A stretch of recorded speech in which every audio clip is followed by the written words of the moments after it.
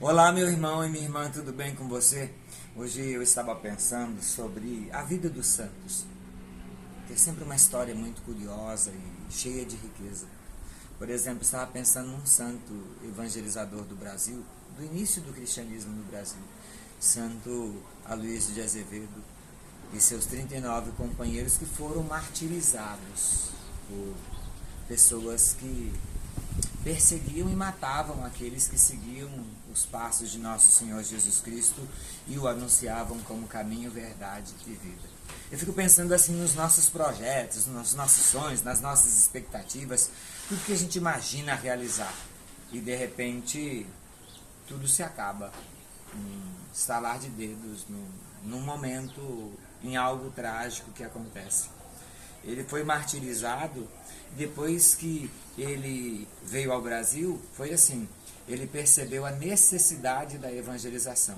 Um padre jesuíta voltou à sua terra, arrumou companheiros missionários, trouxe 39 companheiros pelo Brasil. Naquele tempo a viagem era de navio ainda, mas eles passaram perto das Ilhas Canárias ali e acabaram sendo martirizados, mortos pelos gerazenos que perseguiam aqueles que anunciavam Jesus Cristo. Tinham aversão a sacerdotes, a religiosos, a evangelizadores. Eles acabaram morrendo, derramando seu sangue, porque abraçaram a causa de anunciar Jesus Cristo ressuscitado.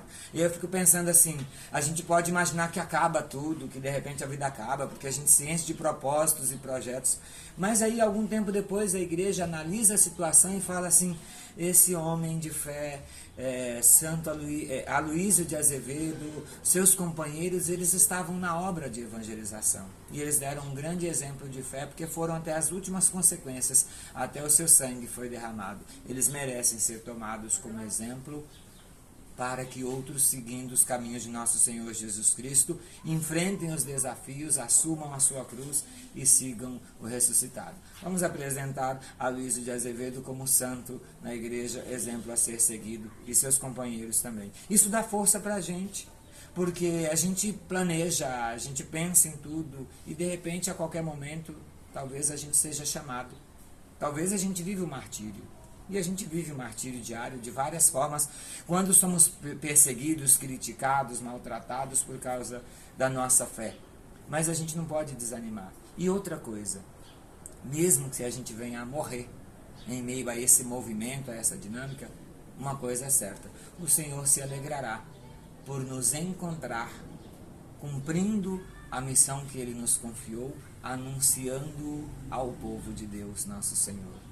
Não foi que Deus quis que Aloysio de Azevedo morresse, mas, junto com seus companheiros, eram 39.